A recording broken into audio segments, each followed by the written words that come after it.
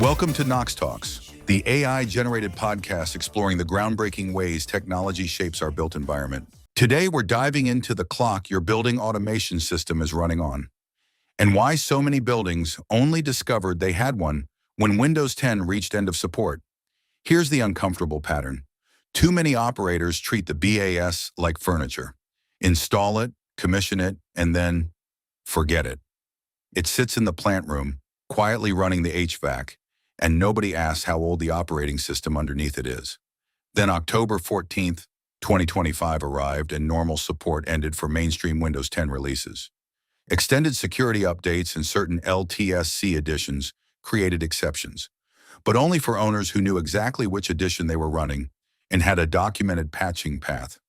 That deadline forced facilities teams to examine systems they'd rarely treated as lifecycle assets. It exposed something bigger than one operating system. It exposed a budgeting blind spot. Think about how the IT department handles a laptop fleet. There's a refresh cycle, 3 years, maybe 4, and it's a funded line item. Planned, boring, predictable. Now compare that to the head-end computer supporting the BAS. Some industry sources put the optimal controls refresh window around 7 to 10 years. But that's a planning rule of thumb, not a universal expiration date. Servers, software, supervisory controllers, and field devices can all run on different clocks, and yet many buildings still have no formally funded controls refresh plan. Obsolescence gets treated as an emergency when it hits, not as a life cycle line item you saw coming 5 years ago. ASHRAE has addressed legacy control systems for years, and Guideline 13, the 2024 edition on specifying building automation systems, includes dedicated guidance on them. One controls provider, Albireo Energy, recently used more than 10 years as a practical screening threshold for legacy risk. That doesn't mean a 10-year-old system is broken or that age alone demands replacement. It means the system deserves a closer look because it still works and it's still supportable are two very different statements.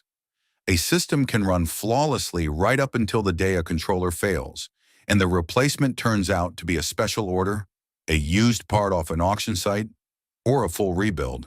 And support isn't one thing, it's a stack. Current software with security patches, replacement hardware you can actually source, technicians still trained on the platform, manufacturer guidance that still exists, compatibility with the newer equipment you'll inevitably connect. Lose any layer, and the risk compounds quietly. Niagara operators know this story well. Tridium ended sales of Niagara AX licenses and legacy JACE replacements and stopped fixes for defects and cybersecurity issues on July 1st, 2021. Sites still relying on those legacy platforms have been operating beyond the normal vendor support path for years. So here's the reframe. The BAS isn't furniture. It's an operational technology asset built on IT components. And the Windows 10 scramble won't be the last one. Somewhere in the life of your current system, another operating system will sunset, another controller line will be discontinued, another protocol stack will age out. The question isn't whether it happens again, it's whether it lands as a planned project or a panic. 3 practical moves.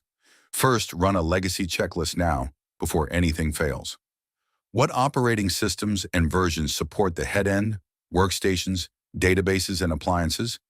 And is each one on a current vendor support or documented extended support path? Are replacement parts getting harder to find? Has your service provider mentioned limited inventory? And the big one, if the system failed tomorrow, would recovery mean a repair or a rebuild? Second, get facilities, IT and cybersecurity working from the same lifecycle plan with joint ownership and documented responsibility. When the controls budget sits entirely under facilities, the IT and security portions go invisible, right up until they become urgent. Third, build a multi-year modernization roadmap instead of waiting for the failure. Staged upgrades, starting with the highest risk components, whether that's software and servers, supervisory controllers, or field devices. Spread cost across budget cycles and minimize disruption through the transition. Vendors will happily sell the upgrade. The discipline of phasing and funding it, that belongs to the owner. Because here's the powerful part. Every BAS has several clocks running. The operating system The databases, the licenses, the controllers, the vendor support behind all of it. Owners who track those clocks choose when the money is spent and on what. Owners who ignore them let a failed hard drive, a discontinued controller, or someone else's end-of-support calendar choose for them. The only real decision is who's reading them. Futuristic lights glow.